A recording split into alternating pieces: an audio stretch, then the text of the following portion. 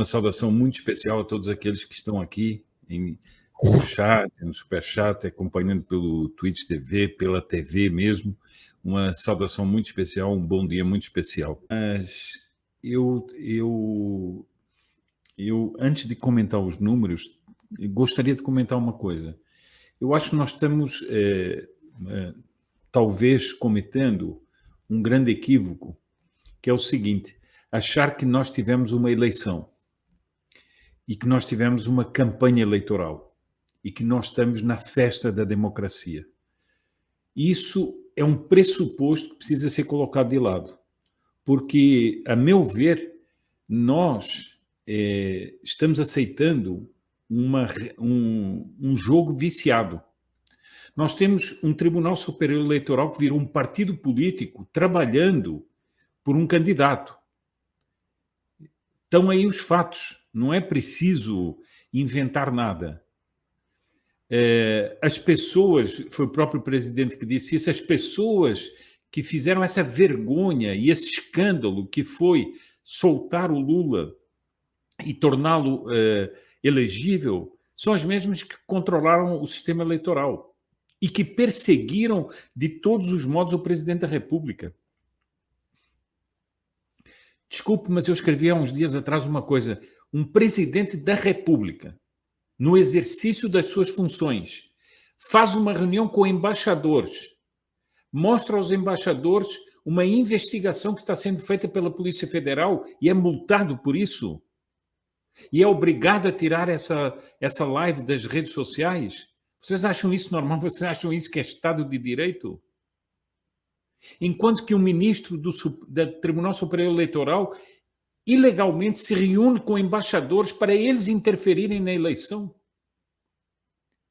Desculpe, nós temos que ver as coisas como elas são e considerar que nós tivemos uma campanha eleitoral com lisura e que, portanto, tivemos uma eleição com lisura é fraudar-se a si mesmo e é enganar-se a si mesmo.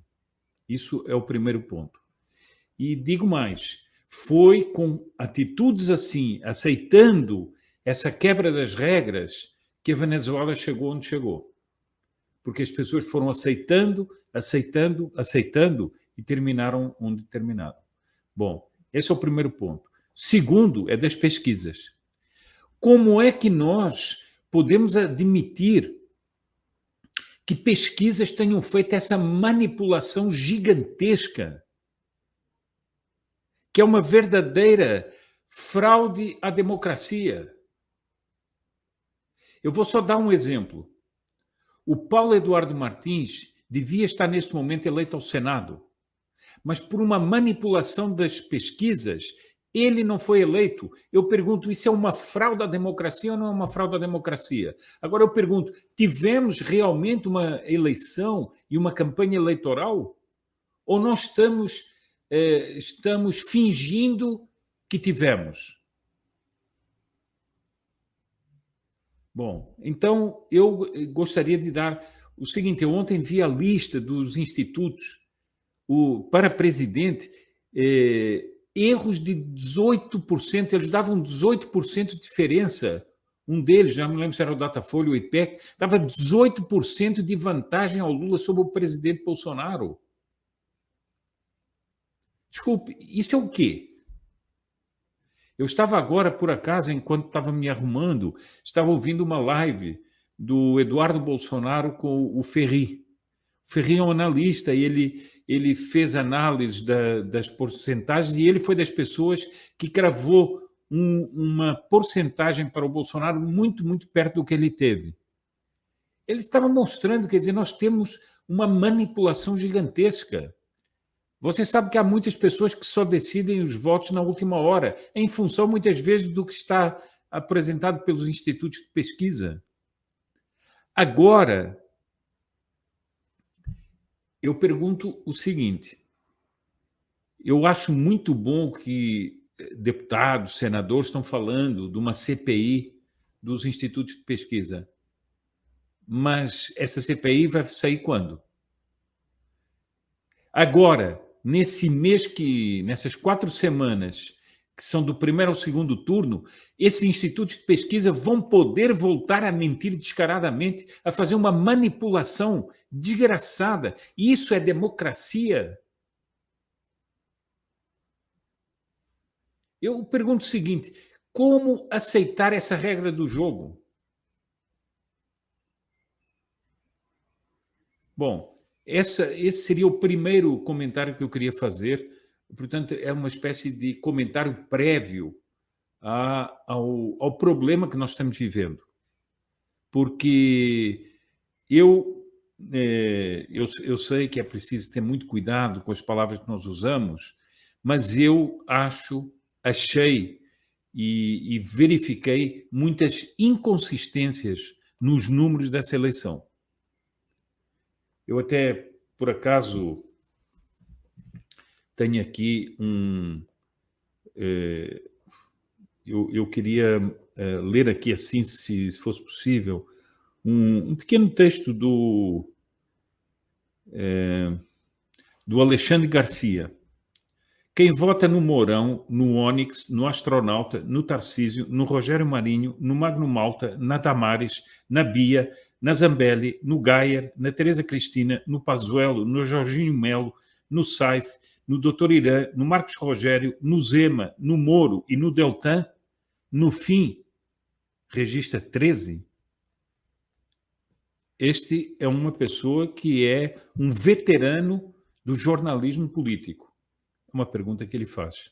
Eu faço com ele essa pergunta. O problema é o seguinte, é que a disfuncionalidade, para dizer assim, e mais do que isso, eu falei inúmeras vezes em inúmeros programas, o verdadeiro golpe de Estado que nós estávamos sofrendo, o país estava sofrendo há um tempo enorme, com um judiciário que ia se agigantando e que tomou proporções totalitárias e contra o qual nada foi feito, sempre com o argumento do seguinte: não, mas é que não é possível reagir, porque senão o Brasil terá problemas. Ah, é? Então agora estão aí com o problema gigante, que é esse descondenado poder assumir o país e extirpar o país e entregá-lo a forças internacionais, como nós sabemos, que são as do Foro de São Paulo e outras. Então, quer dizer, essa voz dos prudentes, que ao longo do tempo foi dizer, não, mas espera, depois a gente resolve, depois não sei o quê, depois levou a isso aqui. E então nós estamos agindo dentro de um ambiente que não é o ambiente de normalidade. Eu quero já esclarecer uma coisa. Não estou dizendo isto para desanimar ninguém, nem para evitar que as pessoas trabalhem um a um, conseguindo votos e tentando impedir que o Lula assuma o poder. Mas nós precisamos ter uma clareza nos nossos espíritos e não nos iludirmos a respeito da realidade que estamos vivendo. Portanto, eu não quero aqui, assim, de modo algum, desanimar as pessoas. Não é nada disso. Há muito tempo que eu defendia que se investigassem os institutos de pesquisa. Mas o problema é o seguinte: passa cada eleição, as pessoas parece que esquecem o que é que aconteceu e tocam em frente. Bom, dessa vez foi tão escandaloso e foi uma tal manipulação até a última hora, vê-se que havia uma intenção de eleger o Lula no primeiro turno. Essa era a intenção dessa manipulação. Não é possível fazer erros de 18%. Não é. Não é. Por exemplo, a eleição em Minas davam, por exemplo, para o Bolsonaro 31%. Davam aqui em São Paulo que o Bolsonaro perderia em São Paulo, no estado de São Paulo. Quer dizer, isso tudo, o Bolsonaro acabou tendo 44, acho eu, lá em Minas, venceu no estado de São Paulo. Eu pergunto o seguinte: isso não é uma interferência no processo eleitoral? Agora, o que eu me preocupa é o seguinte: até coletar essas assinaturas, já começou a campanha do segundo turno e eles já estão mentindo outra vez. Quer dizer, sinceramente, eu acho que é muito bom que se faça essa CPI. Depois isso aí vai entrar na troca do Congresso e sinceramente não sei se nesse momento ela vai resolver alguma coisa. O que é que acontece na maior parte dessas missas? Tem padres malhando o Bolsonaro. Eu vi isso muito. Tem padres falando do Lula. Não podemos esquecer que o Lula é uma cria, é um cria da teologia da libertação e está cheio de padres da teologia da libertação. Só que eles não ficam dando doutrinas, eles ficam com aquela lenga-lenga, não, porque esse aqui é amigo dos pobres, esse aqui é o não sei o quê. E as pessoas não sabem que ele é a favor do aborto, as pessoas não sabem que ele é a favor da ideologia de género, nada disso. Então, eu acho que nós não podemos esquecer isso. É um problema. Eu acho que é uma das maiores estupidezes que existem é jogar a culpa no Nordeste. Acho que é completamente injusto fazer isso. E, além do mais, o seguinte... por exemplo, aqui o Sandro está dizendo, eu sou do Nordeste e tem muita gente ignorante. E quando você vai para essa parte da população mais ignorante, o que é que acontece? Compra de votos, manipulação, ameaça. Isso existe. Então, eu acho que existe um grande equívoco de jogar a culpa no Nordeste. O Nordeste, vejam bem, ele foi explorado, foi aniquilado pela esquerda para manter esses currais eleitorais. Essa é a realidade. Depois, outra coisa, pelo menos em certos estados, como por exemplo o Ceará, as pessoas não têm ideia de quanta pessoa é ligada ao Estado, de quanta pessoa é funcionário público nesse sentido, mais amplo, mas depende de alguma coisa do Estado.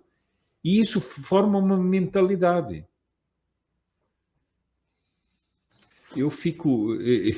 Mais uma vez, eu fico impressionado com a capacidade de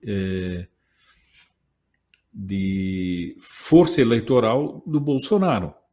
Eu vou dar um exemplo, assim, espero não estar errado, mas vamos falar aqui do Marcos Pontes, o astronauta.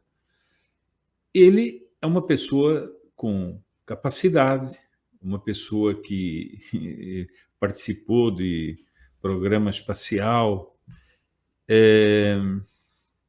Depois, nós temos que ele participou do governo, mas não se pode dizer que ele é uma pessoa que é um político, com uma aura política, tudo mais.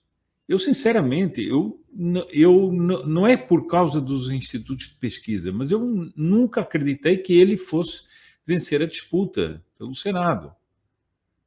Ora, venceu. Venceu com as maiores mentiras dos institutos de pesquisa, ele venceu. Agora, isso me parece que mostra uma força de engajamento. Bom, está aí o Henrique, que pode falar muito melhor sobre isso do que eu, mas eu, pelas informações que tenho e que obtive sobre o Cleitinho, bom, o Cleitinho, digamos assim, não é propriamente... Eu sei que ele já tinha relações políticas e tudo, mas não se pode dizer que o Cleitinho era um expoente, assim, da política, que era fácil ser eleito senador. O Bolsonaro o indicou, ele foi eleito. Depois, creio que é o Rogério Marinho, também foi eleito. E aí tem uma curiosidade. O Rogério Marinho também é outra pessoa que teve visibilidade, que era um ministro com visibilidade, mas o Rogério Marinho ele conseguiu ter mais votos para o Senado do que o presidente teve no Estado. Vocês acham isso normal? Eu não acho.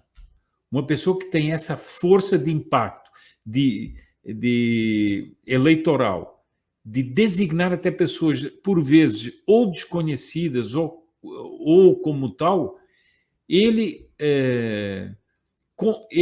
depois tem menos votos do que a pessoa que ele indicou.